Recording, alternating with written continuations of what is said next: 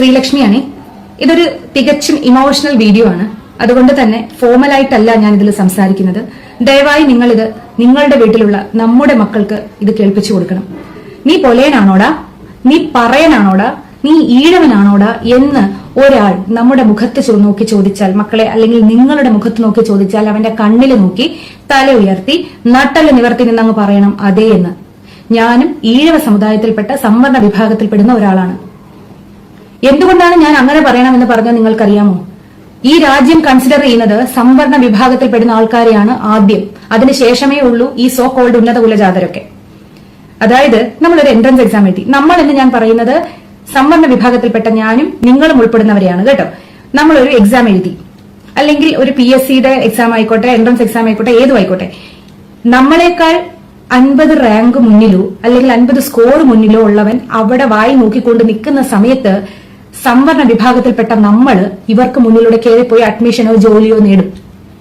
അതായത് ഒരു രാജ്യം കൺസിഡർ ചെയ്യുന്നത് എപ്പോഴും സംവരണ വിഭാഗത്തിലാണ് എന്നുള്ളതിനേക്കാൾ ഉപരി ഇന്ത്യ കൺസിഡർ ചെയ്യുന്നത് സംവരണ വിഭാഗത്തിൽപ്പെട്ടവരെയാണ്. അതുകൊണ്ടാണ് ഞാനും നിങ്ങളും ആദ്യം കയറിപ്പോയത്. അപ്പൊ ആരാണ് വലിയവൻ?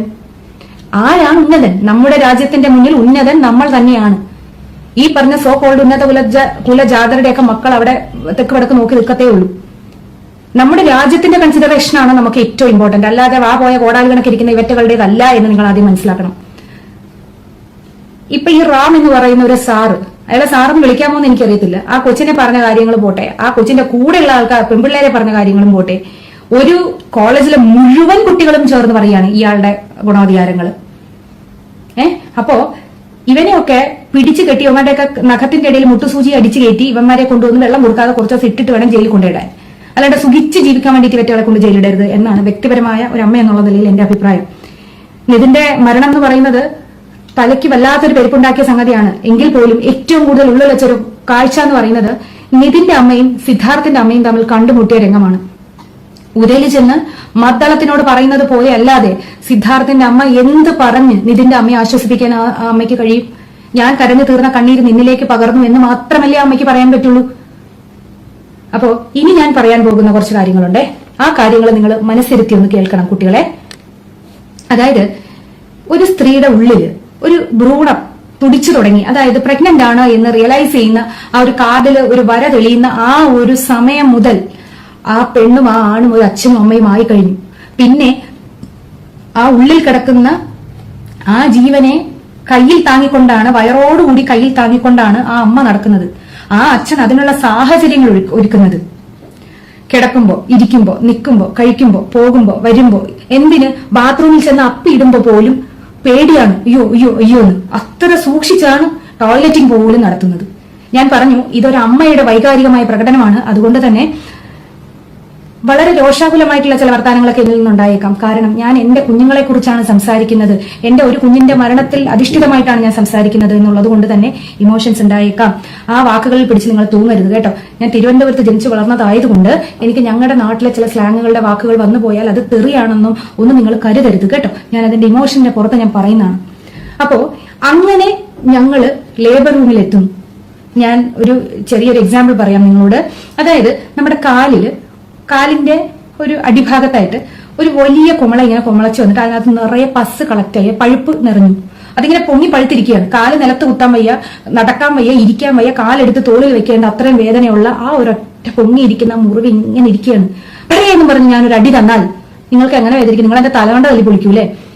ആ വേദനയുടെ 1000 മടങ്ങ് വേദനയാണ് പ്രസവ വേദന എന്ന് പറയുന്നത്. അതും ഫ്രാക്ഷൻ ഓഫ് സെക്കൻഡിൽ ഇങ്ങനെ വന്നുകൊണ്ടേയിരിക്കുന്ന ഒരു വേദനയാണ്. ആ വേദനയിൽ നിലവിളിച്ച് അതിനകത്ത് കിടന്ന് കഴിയുമ്പോൾ പോലും അനങ്ങുമ്പോൾ സൂക്ഷിക്കും, വയർ അവിടെ ഇവിടെയൊന്നും ആവാതെ. കാരണം എന്റെ കുഞ്ഞാണ് അകത്ത് കിടക്കുന്നത്. ഈ അമ്മ ലേബർ റൂമിനകത്ത് കിടന്ന് നിലവിളിക്കുമ്പോഴും എന്റെ കുഞ്ഞെന്ന് മനസ്സിൽ പറഞ്ഞുകൊണ്ടിരിക്കുമ്പോഴും അച്ഛനെന്ന് പറയുന്ന ആള് ലേബർ റൂമിന്റെ പുറത്ത് എന്റെ ഭാര്യ എന്റെ കുട്ടി, എന്റെ ഭാര്യ എന്റെ കുട്ടി, എന്റെ ഭാര്യ എന്റെ കുട്ടി എന്ന് പറഞ്ഞാൽ അതും കരഞ്ഞുകൊണ്ട് അവിടെ നിൽക്കുകയാണ്.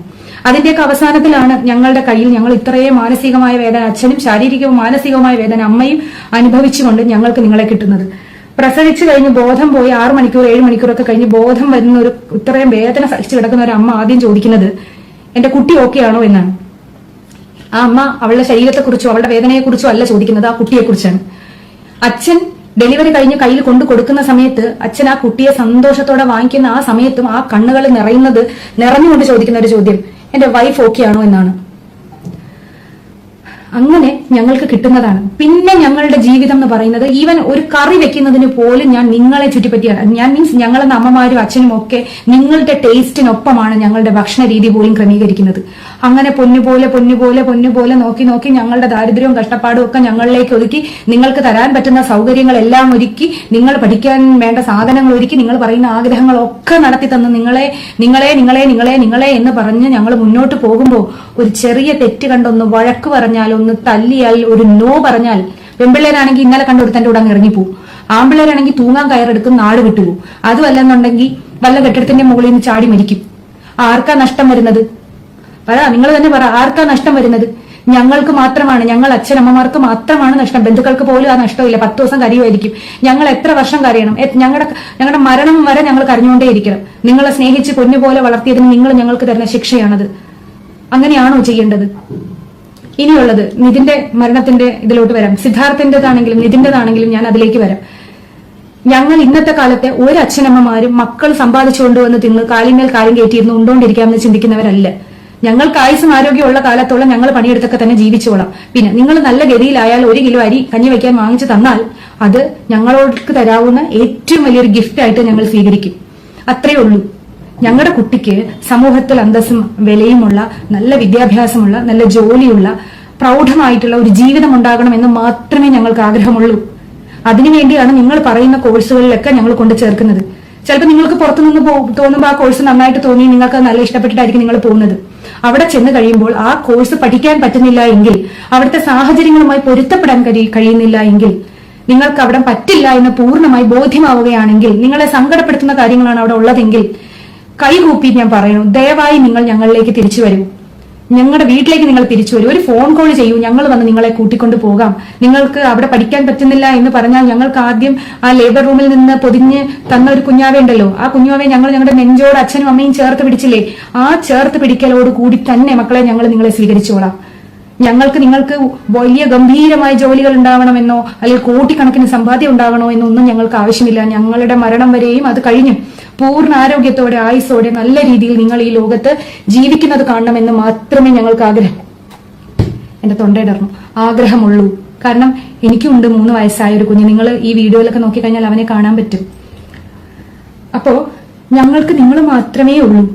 നിങ്ങളിപ്പോ ആത്മഹത്യ ചെയ്താൽ, നിങ്ങളെ ആരെങ്കിലും വേദനിപ്പിച്ചു എന്ന് പറഞ്ഞ് ആത്മഹത്യ ചെയ്താൽ കുറെ നാളത്തേക്ക് അതൊരു വാർത്തയായിരിക്കും. സിദ്ധാർത്ഥനെ കുറിച്ച് നമ്മളിപ്പോ ആരെങ്കിലും ചിന്തിക്കാറുണ്ടോ? സിദ്ധാർത്ഥന്റെ മരണം അറിഞ്ഞ സമയത്ത് എല്ലാ സ്ത്രീകളും, എല്ലാ അമ്മമാരും ആ കുഞ്ഞ് അനുഭവിച്ച വേദനകൾ ഓർത്ത് അവന്റെ അമ്മയെ പോലെ അവന്റെ അമ്മയ്ക്കൊപ്പം അവന്റെ അമ്മയെ സമാധാനിപ്പിക്കുന്നതിനൊപ്പം തന്നെ കരഞ്ഞുകൊണ്ടേയിരുന്നു. ഇന്ന് നമ്മളെല്ലാവരും അത് മറന്നു. അവന്റെ അമ്മ നിതിന്റെ അമ്മയുടെ അടുത്ത് ചെന്ന് നിൽക്കുന്ന ആ കാഴ്ച കണ്ടാൽ ഏതൊരു അമ്മയുടെയും നെഞ്ചു പൊള്ളിപ്പോവും. നമ്മള് വിറങ്ങലിച്ചു പോകും. 2 മക്കളെ ജീവിതം ജീവിതം ഇങ്ങനെ വിരിഞ്ഞു തുടങ്ങിയ 2 മക്കളെ നഷ്ടപ്പെട്ട അമ്മമാര് കണ്ണിൽ നോക്കിയിരുന്ന് എന്ത് പറയാനാണ് എന്നുള്ളതാണ്. അപ്പൊ എന്റെ പൊന്നു മക്കളെ, ഞാൻ നിങ്ങളോട് പറയുന്നു, നിങ്ങൾ പഠിച്ചില്ലെങ്കിലും കുഴപ്പമില്ല. നിങ്ങൾക്ക് ഇഷ്ടമില്ലാത്ത സ്ഥലങ്ങളിലൊന്നും നിങ്ങൾ പോകണ്ട. നിങ്ങൾ ഇഷ്ടമില്ലാത്ത സ്ഥലങ്ങളിൽ ചെന്ന് വല്ലവന്റെ വായിലിരിക്കുന്നത് കേട്ടാലും കുഴപ്പമില്ല. എന്റെ മോൻ ആ കോഴ്സ് പഠിക്കുന്നു, എന്റെ മോൻ ഈ കോഴ്സ് പഠിക്കുന്നു എന്ന് പറയണമെന്ന് യാതൊരു സ്വാർത്ഥബുദ്ധിയും ഇല്ലാത്തവരാണ് അച്ഛനമ്മമാരെന്ന് പറയുന്നത്. നിങ്ങൾക്ക് അവിടെ പറ്റില്ല എങ്കിൽ നിങ്ങൾ പൂർണ്ണ വിശ്വാസത്തോടെ ഞങ്ങളിലേക്ക് തിരിച്ചു വരൂ. ഞങ്ങൾ സ്വീകരിക്കാൻ തയ്യാറാണ്.